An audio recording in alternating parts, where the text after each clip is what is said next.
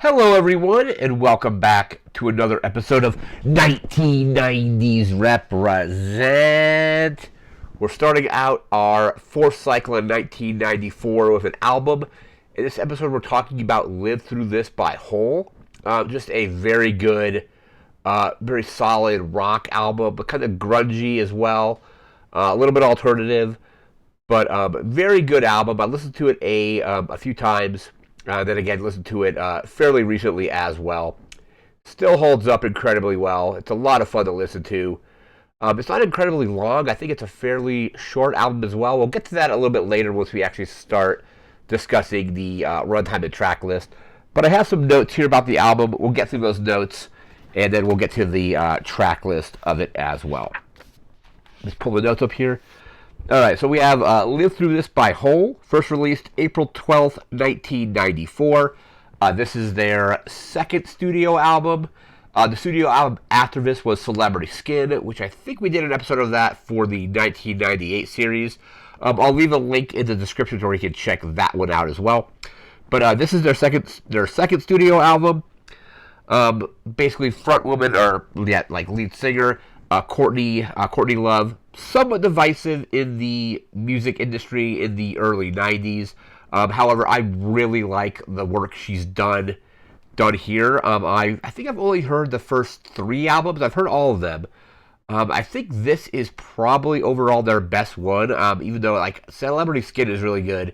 Like the actual song Celebrity Skin, I absolutely love that one. But she can be seen as kind of a divisive figure in the music industry, but I think she's very good with all of the stuff she's done with Hole. So this album apparently was a slightly more polished and less rough than their debut album, which was Pretty on the Inside. There was an interesting quote here I had written down from Courtney Love that I wanted to bring up here about kind of the process and some of the other stuff about the album. Let me see if I can find it there. Oh yeah, here we go. So it was kind of in relation to them kind of changing their sound and being more polished with this album. And she was quoted as saying she wanted the album to be, quote, shocking to the people who think that we don't have a soft edge, but also maintain a harsh sensibility. So that's what I quote. That's probably the little thing I was reading. But basically, shocking to the people who think we don't have a soft edge. So the first album, much rougher, much more hardcore, more polished this time around. But I think it all works out very well. Back to our notes here. We got the quote. Kurt Cobain's suicide. This is obviously the widow of Kurt Cobain. Kurt Cobain had committed suicide right before the album came out, like a week before the album. So that's kind of like that happens, and then this album comes out, and then it's just kind of like the music industry got just like incredibly shaken up during that period because you had Kurt Cobain passing away, and that kind of just shook like the entire grunge scene specifically, like basically to its foundation. Grunge pretty much went away right after that. I think a lot of people will mark that as kind of like the decline or even the death of grunge music, or at least grunge music as we knew it up to that point. So that's kind of crazy. Kurt Cobain also apparently helped with the songwriting on the album. A lot of that's I guess been disputed. But the band did say that he at least did do some of like the melodies on some of the tracks on this album, or like at least was like in the background and things like that. So his involvement, I don't think his involvement was, or how much he was involved, was totally known, but he did work on the album and help him out in some way. Unfortunately for the bassist, Christian Pfaff, hopefully I'm pronouncing that correctly, Phaff, also passed away 2 months after the album came out, and this is the only whole album that she was on, because she was the original, I think, bassist and drummer had left after the first album, and when they were getting ready to work on this one, they had to audition a new drummer and then get a new bassist. And unfortunately, the bassist, like I said, she's only on this one album, at least with Hole, and passed away, sadly, 2 months after the album came out. Like I said, the original drummer and bassist left after the first album. Then there was auditions to fill those holes on their in their roster. There's another interesting quote here from Courtney Love I'm going to bring up here. This is just about the music. So it's a quote. This record is so different that there should have been a record in between. I didn't want a punk rock record. I did that. So it's very melodic, and there are a lot more harmonies. We played on Halloween, and all of these weird purists showed up, total fans, but every time we go into one of our pop songs, they start chanting, "Don't do it. Sell out." Girls were throwing riot girl signs at me and stuff. I was like, I'm really glad you're here, girls, but check it out. I can write a bridge now. That was a Rolling Stone interview in December of 1993, as like they were in the process of writing and recording it. Because let me see what the actual recording, what years it was recorded. Recorded in October through so it was after recording, but basically recorded basically during the month of October in 1993. So specifically, the 8th through the 31st of October 1993 is when the album was getting recorded. But just an interesting quote that kind of ties back into the whole thing about them kind of changing up their sound between albums, and Courtney Love saying there should have been an in-between album where maybe you have, because like the first album was a lot more hardcore than this one, so you have your debut album being incredibly rough, unpolished, a more hardcore sound, maybe something more in between. Maybe that's a combination of kind of like the more like popish kind of songs, or more melodic songs, and then you go with the direction that they went with Live Through This after that. It would have been a more gradual transition between sounds, because sometimes like a band will put out an album, and the next album the style has completely changed to where it kind of like alienates the audience that really liked the first album. I think that's what she was kind of implying, where if they did an in-between album, you could kind of more easily gradually change it instead of just changing it very dramatically.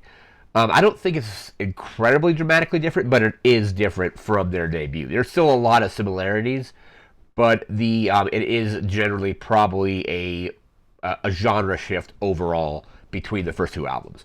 And then I definitely feel Celebrity Skin, I won't say it leads into pop, but it's a little more like upbeat than I think than their first two. So there was a transition between basically their debut, the second and third album, where there was a little bit of genre shuffling going on there. So that's just an interesting quote. The album is incredibly well received. Came out to a lot of critical acclaim. Let me actually just pull those reviews up here. We'll just go through those really quickly. AllMusic has it at a 4 out of 5. Blender has it at a 5 out of 5. The Chicago Tribune, I think, has it at a 3.5 out of 4. Which is Christau's Consumer Guide has it at an A. Entertainment Weekly gave it a B+. NME has it at it looks like an 8 out of 10. Pitchfork has it at a 10 out of 10. Don't know if that's a retrospective review or if that's the review it was given initially. I don't think Pitchfork was around when that came out. Let's see. Pitchfork was founded in 1996, so album came out 2 years before their formation. So that might be a more retrospective look at the album. But anyway, a 10 out of 10 from Pitchfork is really good. Rolling Stone has it at a 4 out of 5. Rolling Stone Album Guide has it at a 5 out of 5, and then Spin has it at a 9 out of 10. I think it showed up in a couple really well on some Rolling Stone album lists, as well as it's featured in the book 1001 Albums You Need to Hear Before You Die. I've listened to this. I have not read that book, 1001 Albums to Listen to Before You Die, but I'm probably going to check it out. I don't know if it's still in print, but I'll have to maybe try to track a copy down. But yeah, because that just sounds like it's a lot of really good albums, like overall. But came out to, again, just highly critically acclaimed, but very well received, very successful. we're now going to jump into our track list here. And let me see what the track list. I think it's a fairly short album. Well, it's not incredibly short, but yeah, it looks like it's 38 minutes and 16 seconds. So pretty standard length, I think. It's not overly long. It doesn't overstay its welcome or anything like that. It's just I think a very good length for an album. Like it's the length of an album I can listen to like on my commute to work kind of thing. Anyway, so we have 12 tracks coming in again at 38 minutes and 16 seconds. Track 1 is Violet, one of their better songs, one of their more iconic songs. Track 2 is Miss World. Track 3 is Plump. Track 4 is Asking for It. Track 5 is Jennifer's Body. Track 6, another very iconic track, is Doll Parts. That's track 6. Track 7 is Credit in the Straight World. Track 8 is, Softer, Softest. That was really good as well. Track 9 is She Walks on Me. Track 10 is I Think That I Would Die. Track 11 is Gutless. And then finally track 12 is Rockstar, in parentheses, Olympia. But it's also is mislabeled on the album as the outtake of Olympia, I believe. But just a very solid album. Let's see what I put it under, still a little bit under grunge, but it's alternative grunge and punk rock. So the genres that were at play were those three. But this is just an incredible album.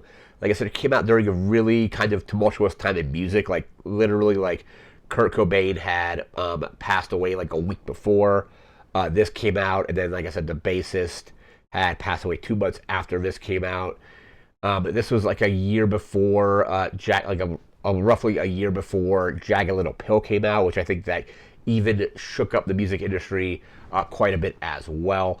But this is just an incredible album. Like I said, it's not very long. It's definitely worth your time and worth checking out. That's going to do it for this video. We're going to, in a few days, we'll be back with a movie from 1994, and then we'll be doing a video game or a computer game from that year before jumping back into 1995 and the rest of the 90s. But that's going to do it for now. So remember to like, comment, share, and subscribe. We'll see you again next time. Thanks again for watching. Take care and have a good one. See ya.